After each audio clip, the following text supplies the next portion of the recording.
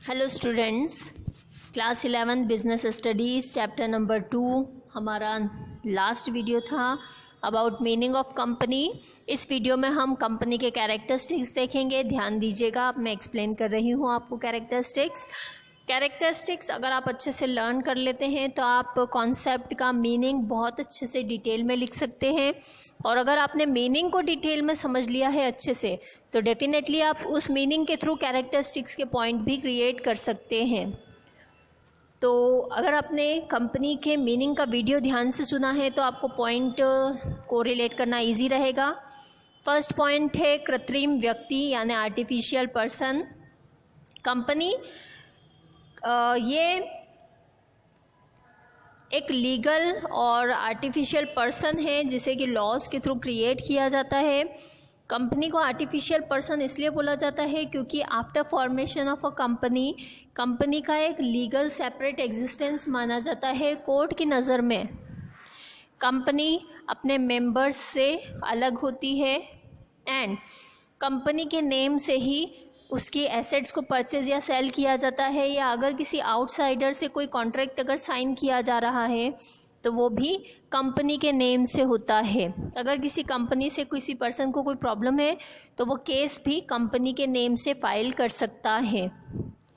Okay, तो company जो है इसका एग्जिस्टेंस लॉज के थ्रू होता है, तो इसे लॉज के अकॉर्डिंग एक आर्टिफिशियल पर्सन माना जाता है। पॉइंट नंबर 2 है पृथक वैधानिक अस्तित्व यानी सेपरेट लीगल एंटिटी। ये क्योंकि विधान के थ्रू यानी लॉज के थ्रू क्रिएटेड है इसलिए इसका जो एग्जिस्टेंस है वो भी लीगल एग्जिस्टेंस माना जाता है, एक अलग पर्सन। ठीक है, एंड इवन ये जो कंपनी है ये अपने नाम से डीलिंग कर सकती है। ऑब्वियसली डीलिंग तो मैनेजमेंट वाले करेंगे यानी बोर्ड ऑफ डायरेक्टर्स करेंगे, बट कंपनी के ऊपर मतलब उस कॉन्ट्रैक्ट के ऊपर जो सील है वो कंपनी के नाम से ही लगेगी।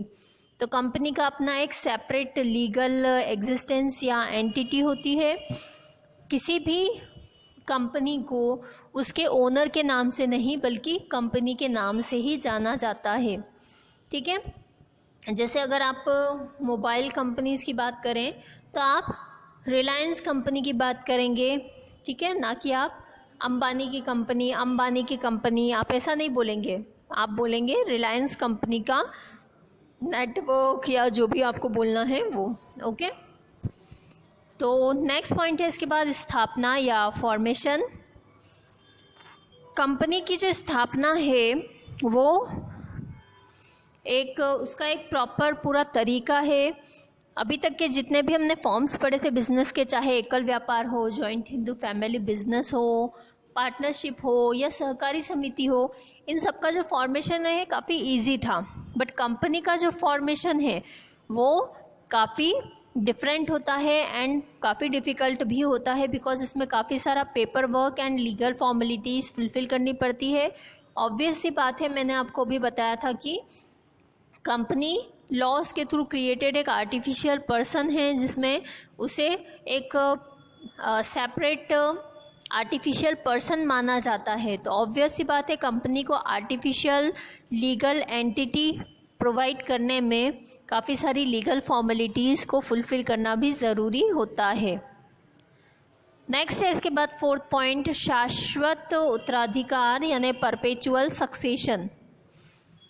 कंपनी की जो लाइफ है वो बाकी सारे फॉर्म्स में से सबसे ज़्यादा होती है, बिकॉज एक बार अगर कोई कंपनी फॉर्मेट होती है, क्रिएट होती है, तो उसके बाद उसको कोर्ट के थ्रू ही डिज़ोल्व किया जा सकता है। उसे डिज़ोल्व करना इजी नहीं होता, यानी एक कंपनी ओपन होने के बाद लाइफ लॉन्ग तक वर्क करती है, चलती रहती है, चाहे उसमें मेंबर्स कम हो ज़्यादा हो, बढ़ते रहे, चेंज होते रहें, बट कंपनी की लाइफ चलती रहेगी। कंपनी के शेयर होल्डर्स जो होते हैं वो कंपनी के ओनर होते हैं। एक बार किसी पर्सन ने अगर शेयर परचेस किया तो वो किसी दूसरे पर्सन को सेल कर सकता है, यानी ये इजीली ट्रांसफरेबल है। दैट मीन्स ओनर्स जो हैं ये बढ़ते कम होते हैं, चेंज हो जाते हैं, बट कंपनी की लाइफ जो है वो कंटिन्यूस बेसिस पे चलती रहती है, तो कंपनी की स्थापना के बाद उसका समापन करना इजी नहीं होता। नेक्स्ट पॉइंट है इसके बाद नियंत्रण। कंपनी के कार्यों का जो नियंत्रण है, नियंत्रण का कार्य जनरली किया जाता है बोर्ड ऑफ डायरेक्टर्स के द्वारा। कंपनी के जितने भी ओनर्स होते हैं यानी शेयर होल्डर्स होते हैं, उन सभी में से कुछ व्यक्तियों को, कुछ पर्सन्स को एज मैनेजिंग डायरेक्टर्स चूज़ किया जाता है, बोर्ड ऑफ डायरेक्टर्स में सिलेक्ट किया जाता है एंड सिलेक्टेड पर्सन्स के थ्रू ही बिजनेस को कंट्रोल एंड रन किया जाता है।